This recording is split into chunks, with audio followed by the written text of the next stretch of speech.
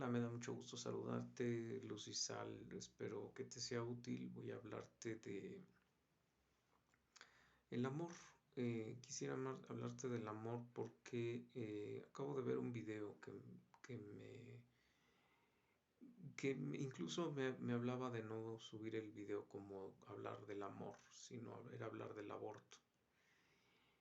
Pero quiero hablar del amor. ¿Por qué? Porque cuando ves ese video y ves toda la atrocidad que uno no ve cuando está uno induciendo el aborto o provocando el aborto o yendo a abortar.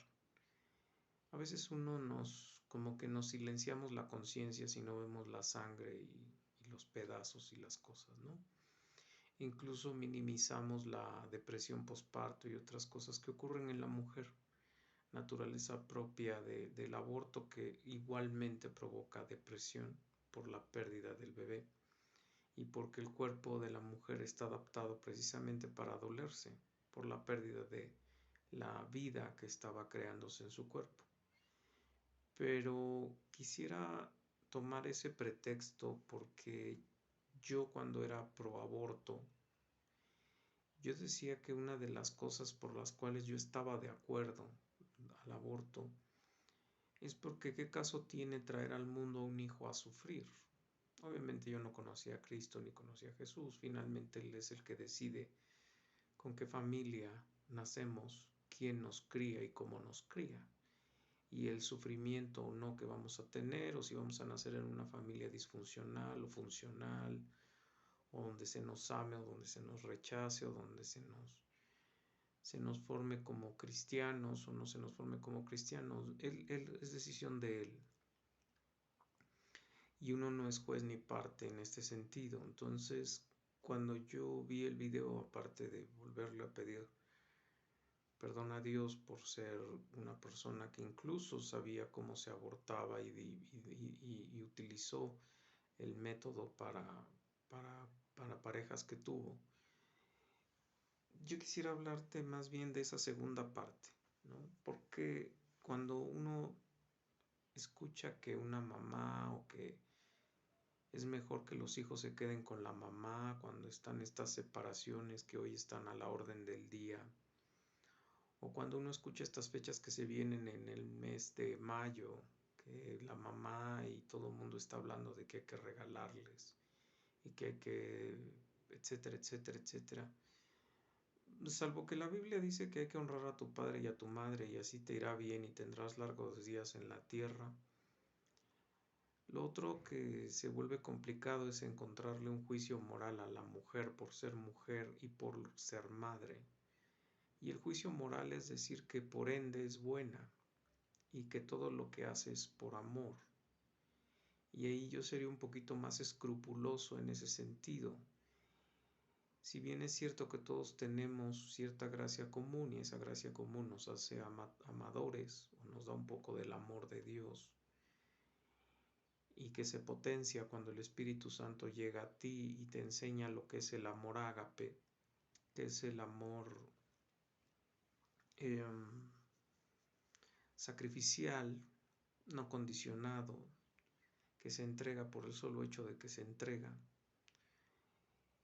¿Qué pasa entonces cuando uno, como padre o madre, uno produce, y espero no sonar a título de telenovela barata, cuando uno produce amor que mata? Y voy a hablarlo en términos muy clínicos, es decir, cuando uno habla de psicología o cuando yo daba pláticas sobre psicología sobre este tema, quiero decir que inconscientemente uno, ya sea que no planeó al hijo, una, dos, que uno no deseó al hijo, que son dos cosas distintas y cuando se juntan pues es peor. O ya sea que el hijo se tuvo para cumplir expectativas de uno en el hijo que el hijo no está cumpliendo en uno. Puede ser que como padre o madre uno tiene un hijo porque uno no puede controlar su propia vida y por lo menos quiere tener algo que manipular y que controlar porque no puede controlar su matrimonio, no puede controlar su noviazgo, no pudo controlar a su padre y a su madre. Entonces busca saber si en un hijo puedes controlar algo. Otra razón de este amor que mata, estoy diciendo, bueno, y obviamente no se cumple esto y por lo tanto empiezas a destruirlo.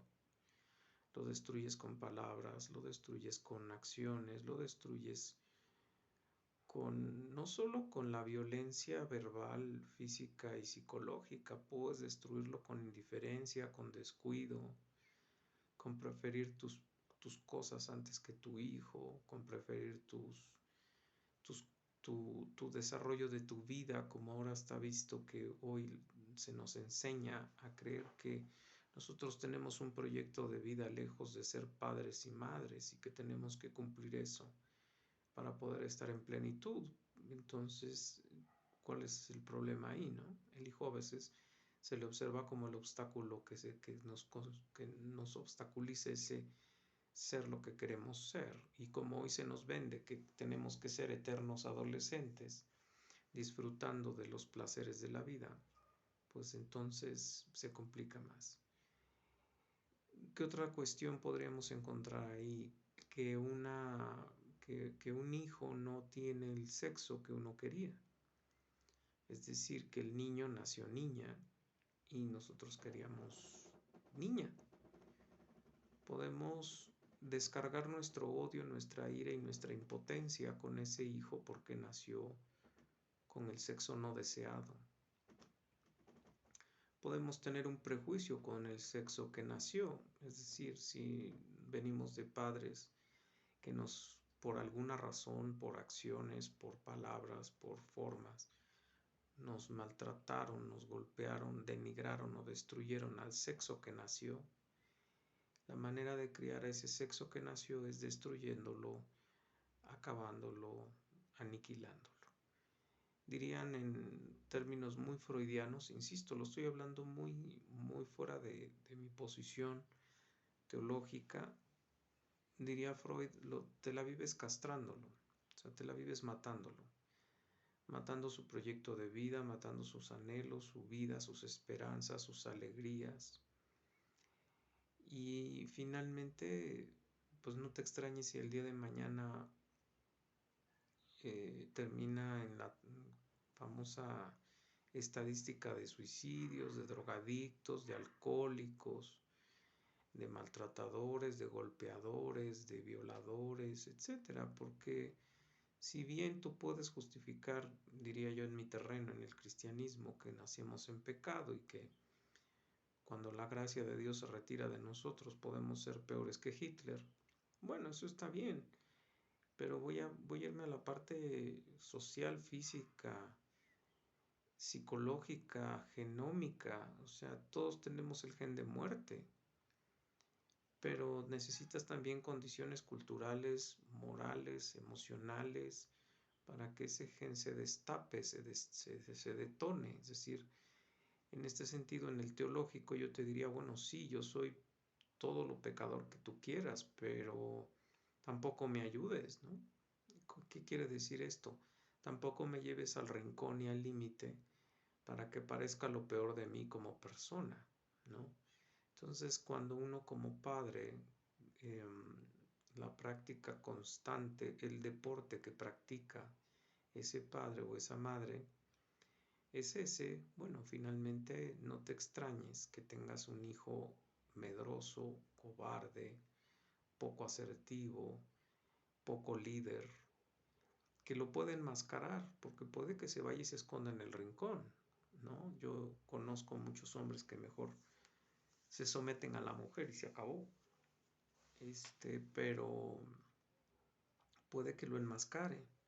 ¿Cómo enmascaras la cobardía, el miedo, la ansiedad, de todo esto? Pues, como lo hacen muchos hombres, ¿no?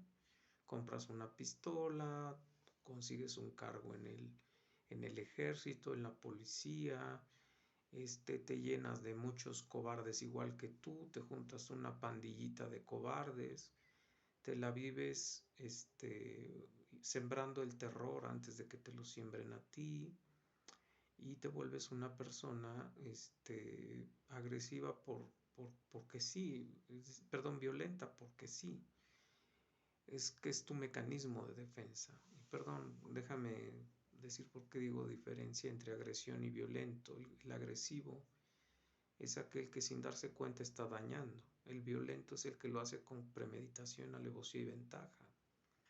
Entonces, cuando tú te das cuenta de esto, pues es necesario empezar a tomar, bueno, si es que, insisto, si es que te importa tu hijo o tu hija, tomar medidas y empezar a llevar una clínica que te sea adecuada, ¿no? Espero que te sea útil. Hasta la próxima.